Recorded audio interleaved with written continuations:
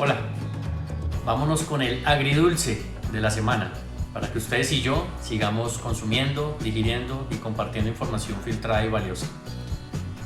Y es para el debate que se ha abierto con ocasión de la censura, mensajes e incluso la suspensión o cancelación de cuentas por parte de las poderosas redes sociales y medios de comunicación privados que, además de su influencia mundial, tienen capacidades económicas superiores o equivalentes a las de muchos países. Discusión que me parece importante darla, no para gastarle más energía al patético expresidente Trump, sino por el precedente que sienta y sus efectos a largo plazo frente a casos similares en todo el mundo. Como siempre, recomiendo que nos informemos de diferentes fuentes y puntos de vista, intentando ver todo el bosque para una mejor opinión. Entonces les cuento cuál fue el análisis que hice o que he hecho hasta el momento. Primero, pues quiero poner en perspectiva cuáles son esos derechos o intereses que considero están chocando y así podamos tener más criterio para decidir cómo ponderarlos, cuáles deben prevalecer y en qué casos.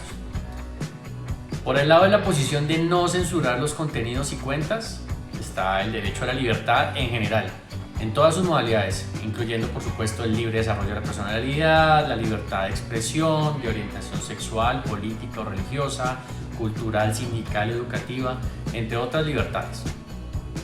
Está también el derecho al trabajo, si se trata de influencers o mensajes relacionados con la ocupación de los usuarios. Igualmente están los derechos a la igualdad y el debido proceso. Por el otro lado, de los que están a favor de intervenir contenidos y cuentas, y esto frente a posibles afectaciones a la vida, a la salud individual o colectiva. También está en juego el buen nombre en caso de injurias y calumnias. Está la afectación a personas o grupos en situación de vulnerabilidad, afectaciones a la paz, al orden público, al ambiente sano, e incluso a la economía y a la propiedad privada cuando se promueven alteraciones colectivas. Como ven, son muchos intereses y derechos nada fáciles de ponderar, y cada caso, por supuesto, tiene y tendrá sus particularidades. Más en general, ¿qué opino? Deben prevalecer los primeros derechos, los de la libertad, pero eso sí, con ciertos límites, como no afectar los derechos colectivos. Entonces considero que debe primar la libertad tanto de las empresas privadas, dueñas de las plataformas y medios para determinar sus políticas, términos y condiciones, así como la libertad de nosotros los usuarios para expresarnos como individuos únicos y libres.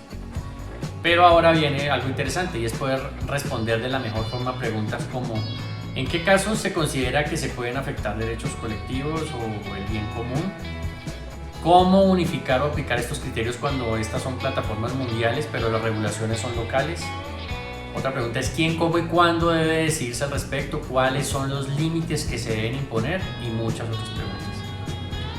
Pues creo que lo más conveniente sería que todo esto se respondiera con normas o con regulaciones transnacionales o al menos locales, hechas e interpretadas por entidades públicas que se supone son ponderadas. Por lo que creo nosotros los latinoamericanos estamos en mora de hacerlo, a diferencia de lo que ya ha avanzado al respecto la Comunidad Europea. Y eso sí, sin caer en excesos prohibicionistas como en China u otros regímenes. Más con todo en regulaciones, creo que los puntos grises surgirán por varios factores. Primero, porque es algo relativo o subjetivo determinar en qué casos se vulneran derechos colectivos o se afecta al bien común. Que como lo hablamos antes, pues pueden haber tantas opiniones al respecto como habitantes en el planeta o países en el mundo. Entonces, determinar esos límites o condiciones pues no será nada sencillo. Otro asunto gris, pienso, es que por más normas y regulaciones que existan, serán las mismas empresas privadas dueñas de las plataformas y no las autoridades las que en la práctica tendrán que decidir qué, cómo y cuándo interpretar y decidir esos contenidos o cuentas se deben suspender o eliminar.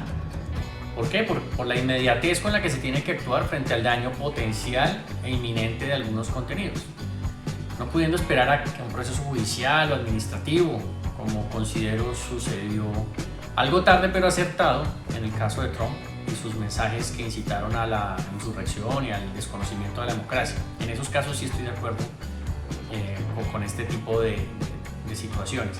Si acaso la justicia ordinaria podría funcionar meses o años después, pero para reparar daños, no para evitarlos o mitigarlos a corto plazo. Creo que otro punto gris será que por más programaciones, algoritmos que se creen, en la práctica será difícil filtrar todos y cada uno de los billones de contenidos y mensajes que circulan a diario. Pues de hecho ya lo han intentado hacer estas compañías y algunas autoridades, pero todavía hay bastantes fugas, como por ejemplo casos de publicaciones de anunciados actos terroristas o peligros potenciales que finalmente se han consumado.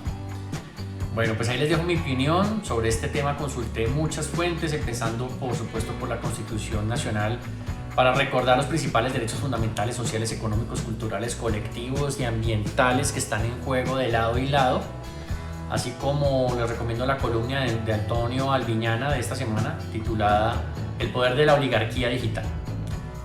Si quieres recibir más información como esta, filtrada, te invito a que te suscribas a mi canal de YouTube, a que me sigas en redes sociales, visites mi página web y mejor aún si te animas a compartir con tus contactos. Bueno, quedo a tu servicio y estamos hablando. Chao.